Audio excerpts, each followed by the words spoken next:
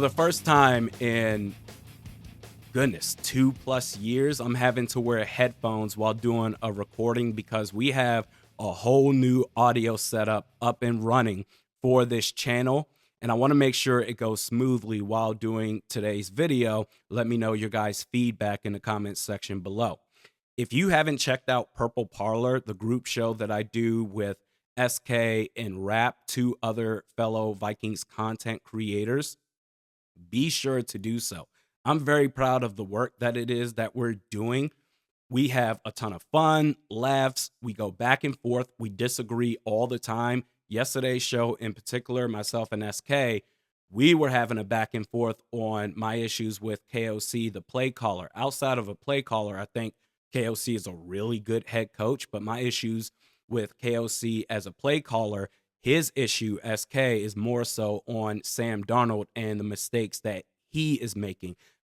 And he definitely points out on the All 22 the mistakes that he made against the Detroit Lions this past Sunday. But if you haven't checked it out, be sure to do so. Either way, we're now on to LA. The preview video will be out tomorrow. Will we get a TJ Hockenson return? Alec Lewis of The Athletic estimates that it's 50-50. And even if he does return, he's going to be on a limited snap count. If I had to guess, I think they're going to use this opportunity with the next game being on Thursday night to where the next game is going to be essentially a week and a half later. If I had to guess, I think they're going to give Hockenson that extra time to get more healthy than what he already is right now. But once he's back, not necessarily back, but once he's a full go, no snap count whatsoever, this is going to open things up so much dramatically for this offense. It's going to help out a guy like Sam Darnold to where he's going to have a three-headed monster of playmakers to work with. If they continue to do either screens or verticals and no sort of slants with Jefferson and Addison, that's something you definitely need to incorporate more of. But if they continue to do what they've been doing on offense, Hockenson is the safety blanket to, okay, the intermediate and the first level routes. That's going to bring balance, much needed balance to this passing game of the Vikings offense. The Ed Ingram experiment is over. There is nothing left to see or find out with this guy. I don't give a damn how well he thinks he's playing or how hard he tries to sell through the media, how well he thinks he's playing. I don't care about any PFF scores or advanced metrics or charts or graphs to back up Ed Ingram. This man is a terrible football player at the pro level. He has no base. His footwork is ass, and he has low football IQ. The Vikings didn't practice yesterday, but they gave a guesstimate on the injury report. Part of that was Dalton Risner being a full participant. If he truly is all systems go, you make that switch immediately, and he plays on Thursday night. In fact, I would take it a step further.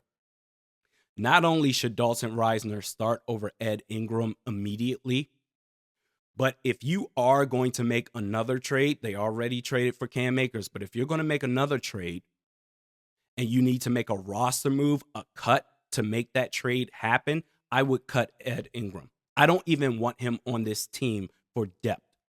And speaking of trades, another week of me saying trade for Dexter Lawrence or Jeffery Simmons. Give up those first-round picks. Screw the first-round picks. Reportedly, the Vikings tried to trade up with the New England Patriots to get the third pick overall, presumably to select Drake May, and the Patriots shut it down.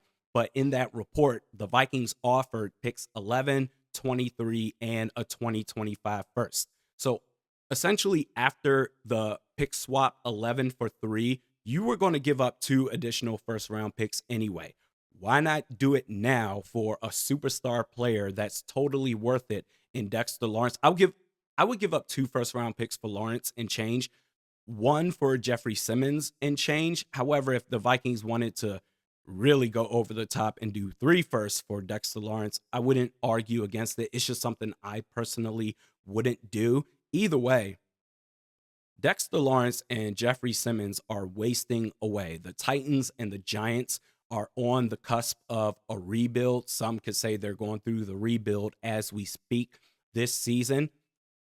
They're already going to make their money.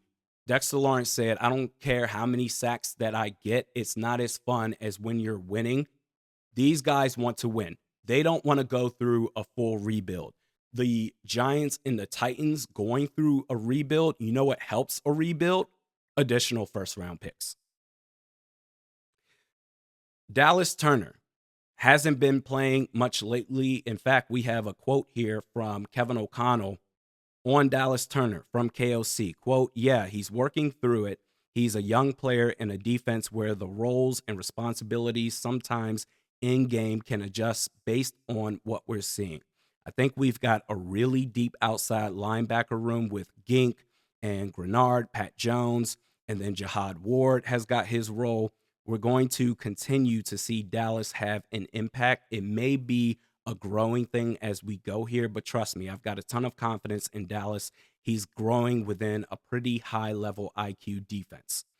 For me, the main takeaway, and this is before even considering KOC's quote, I would have said this anyway, but KOC sure as hell brought it up within this quote saying, I think we've got a really deep outside linebacker room.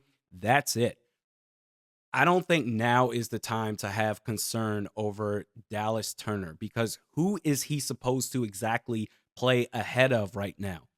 You sure as hell can't have Andrew Van Ginkel stepping off to the sideline or Jonathan Grenard. He's our edge rusher one, but the impact that those two players make, especially with Pat Jones playing at a high level, plus having the experience on top of that, I just don't see a way this year for Dallas Turner to AVG coming into this season. I thought he was going to be the placeholder for Dallas Turner this year. That, all right, AVG will start the first couple of games and then Turner will wean his way to edge rusher 2 next to Jonathan Grenard.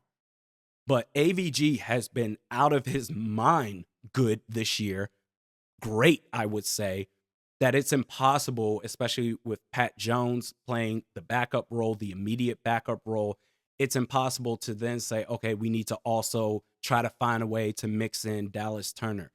You're in a good spot with Turner, I would say, going into 2025. It's not just about JJ McCarthy breaking out and showing what it is that he can do. I think the opportunities are more so going to be there for Dallas Turner as well.